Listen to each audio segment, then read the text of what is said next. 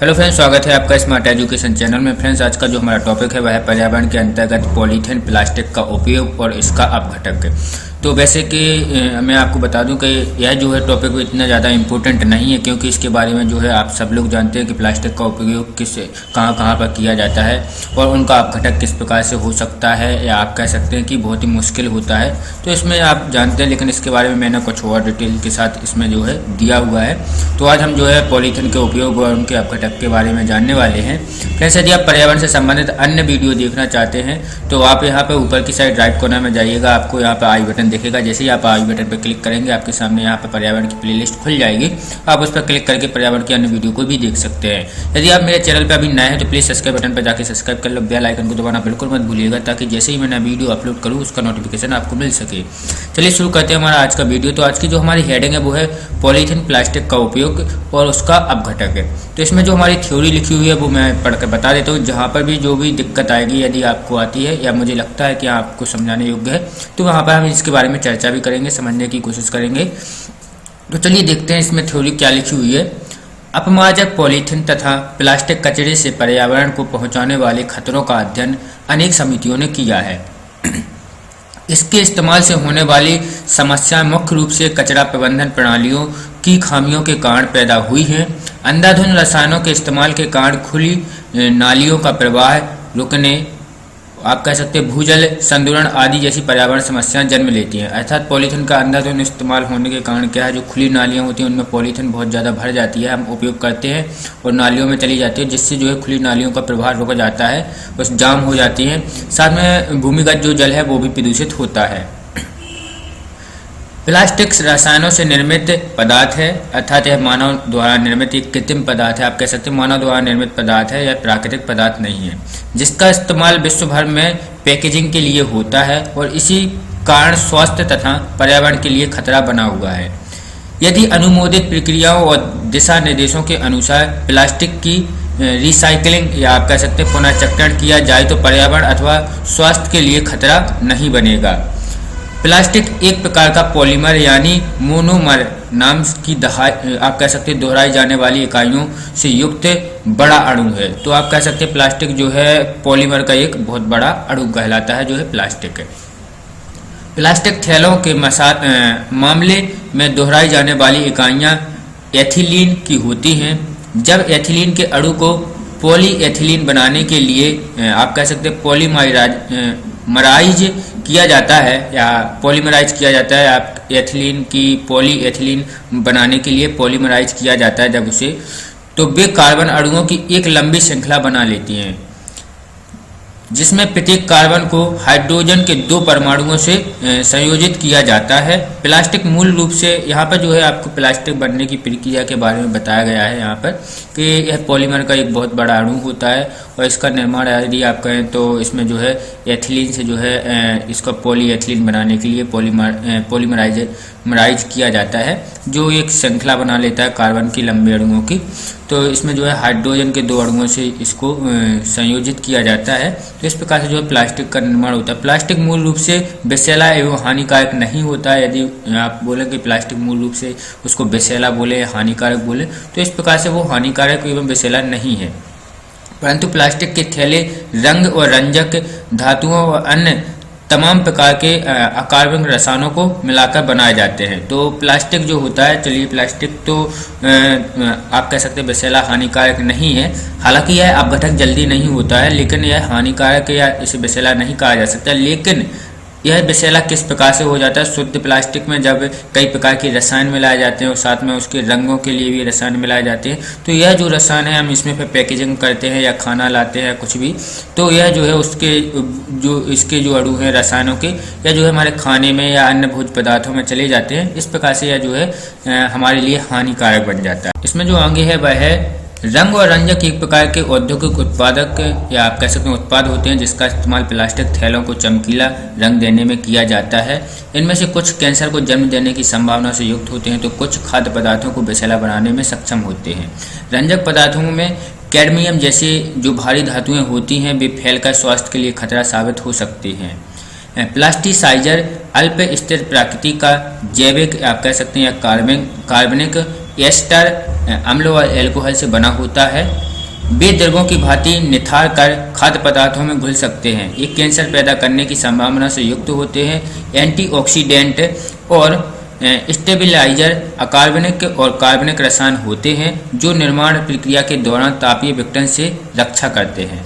Cadmium और जस्ता जैसे विषैले धातुओं का इस्तेमाल जब प्लास्टिक थैलों के निर्माण में किया जाता है तो वे निथार कर खाद्य पदार्थों को विषाक्त बना देते हैं या विषैला बना देते हैं। थोड़ी थोड़ी मात्रा में कैडमियम के इस्तेमाल से उल्टियाँ हो सकती हैं और हृदय का आकार बढ़ सकता है। लंबे समय तक जस्ता के इस्तेमाल से, तो इसमें जो बताया जा रहा है मैं आपको बता दूं, जैसे कि कैडमियम धातु के बारे में बताया जा रहा है। कैडमियम धातु का इस्तेमाल किया जाता है तो इससे जो हमारे शरीर पर इफेक्ट पड़ते हैं उसके बारे में इस थ्योरी में बताया जा रहा है कि जैसे कैडमियम धातु जो है इसका इस्तेमाल प्लास्टिक में किया जाता है। तो कैडमियम धातु के यदि हम थोड़े थोड़े रूप में हमारे में इस्तेमाल होता जाए जो कि प्लास्टिक को विषाक्त कर देते हो, प्लास्टिक से जो कैडमियम धातु हमारे अंदर जाती है तो उसके जरिए जो है हमें जैसे कि आप कह सकते हैं इसमें जो नुकसान पहुंचते हैं हमारे हृदय का जो है बड़ा होना, उल्टियाँ होना, और साथ में जो है कई जो पदार्थ हैं यह कैंसर के लिए भी जो है हमारे शरीर को कैंसर भी उत्पन्न कर सकते हैं हमारे शरीर में। और साथ में जैसे कि यहाँ पर कैडमियम के बाद यहाँ पर आगे बताया जा रहा था पारे के बारे में, मैं अभी देख के बता रहा हूँ आपको।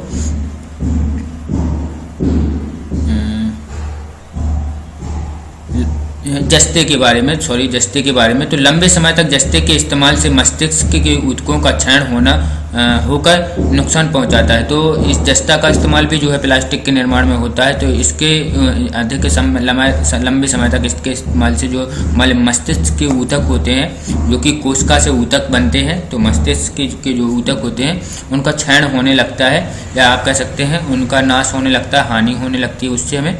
इसके बाद जो है हमारे प्लास्टिक थैलियों का निपटान यदि सही ढंग से नहीं किया जाता है तो वे जल निकास या आप कह सकते हैं नाली प्रणाली में अपना स्थान बना लेती हैं, जो नालियों में जो है एकत्र हो जाती हैं यदि इनका निपटान अच्छे से सही ढंग से नहीं किया जाता है। तो इसके फलस्वरूप जो है नालियाँ में अवरोध पैदा होता है, वो ब्लॉक हो जाती हैं, पैदा होकर पर्यावरण को अस्वच्छ आप कह सकते हैं अस्वच्छ स्वस्थ कर बना देती हैं या आप कह सकते हैं कि ब्लॉक हो जाती हैं, जिसके कारण जो है गंदगी जो है हर जगह फैलने लगती है ब्लॉक होने के कारण। तो यह जो है पर्यावरण को जो है प्रदूषित कर देती है। इससे जलवाही बीमारियां भी पैदा होती हैं, जैसे रिसाइकिल किए गए अथवा रंगीन प्लास्टिक थैलों में आप कह सकते हैं कतिपय ऐसे रसायन होते हैं या कभी कभी ऐसे रसायन होते हैं, यह बोल रहा है वो, जो निथर कर जमीन में पहुँच जाते हैं, जो कि आप कह सकते हैं जमीन के अंदर जो है पहुंच जाते हैं, जल के साथ जमीन के अंदर संचित हो जाते हैं। इससे मिट्टी व भूगर्भीय जल जो है विषाक्त बन जाते हैं। इससे मिट्टी भी प्रदूषित होती है और जो भूमिगत जल है वो भी प्रदूषित हो जाता है।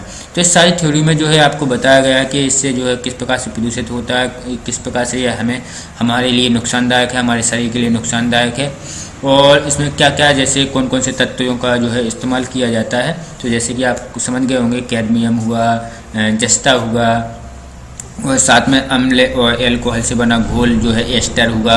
तो ये एस्टर जो है और एस्टर जैसे जो तत्व हैं या जो है हमें कैंसर उत्पन्न कर सकते हैं हमारे शरीर में।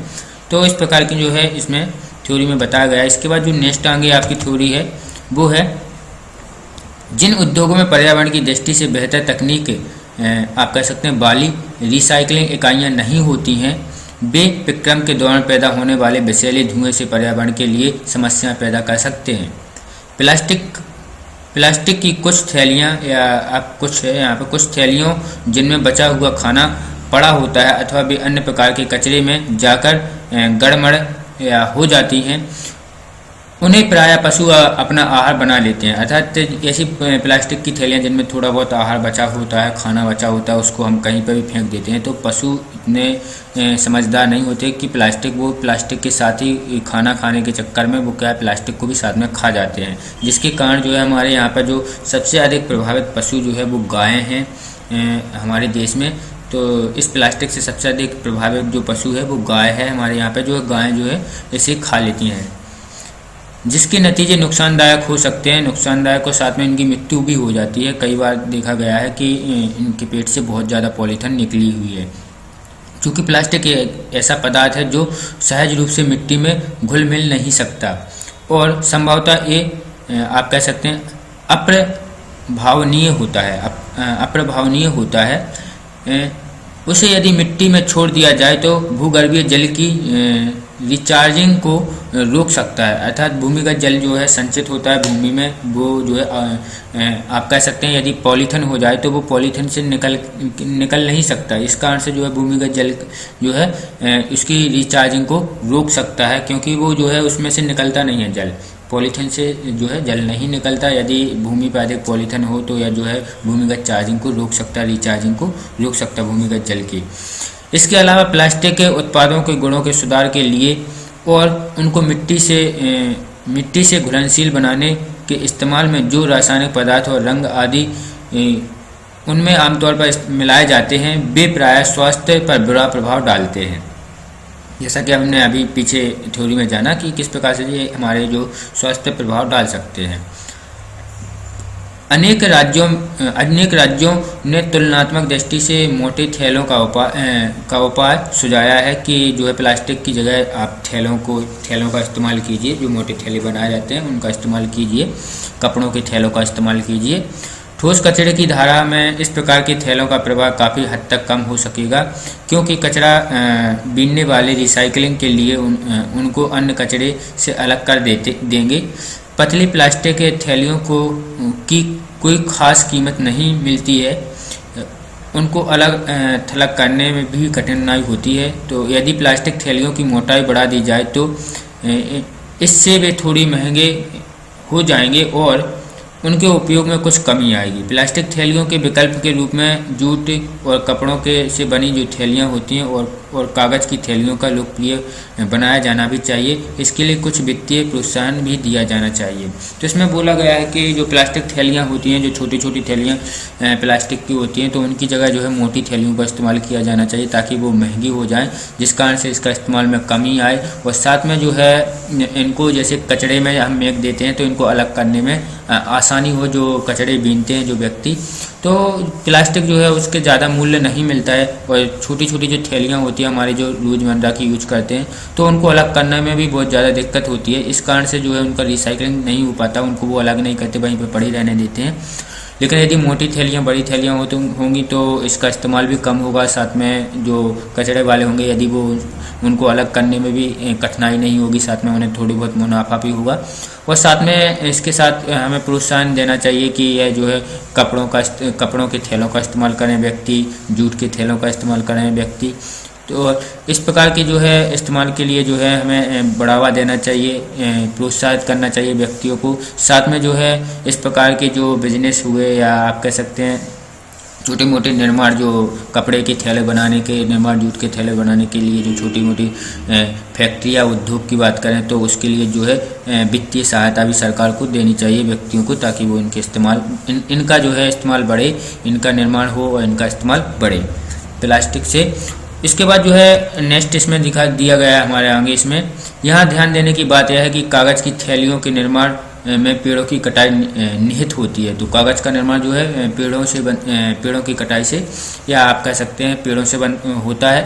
तो इससे यदि कागज़ के लिए आप दे सकते हैं, कागज़ का जो है बड़े जल्दी हो जाता है, लेकिन इसके लिए जो है पेड़ों की कटाई होगी, जो कि हमारे लिए बहुत ज़्यादा इम्पोर्टेंट है पेड़, और उनका उपयोग भी सीमित है। आदर्श रूप से केवल धरती में घुलनशील प्लास्टिक थैलियों का उपयोग ही किया जाना चाहिए। जैसे जैविक दृष्टि से घुलनशील प्लास्टिक के विकास के लिए अनुसंधान कार्य जारी हैं। तो हमारे इसके लिए भी जो है अभी आप कह सकते हैं जैविक रूप से जो प्लास्टिक के अपघटित हो जाए, उनके लिए अनुसंधान कार्य जारी है, कि जो कि आसानी से जो है अपघटित हो जाए भूमि में।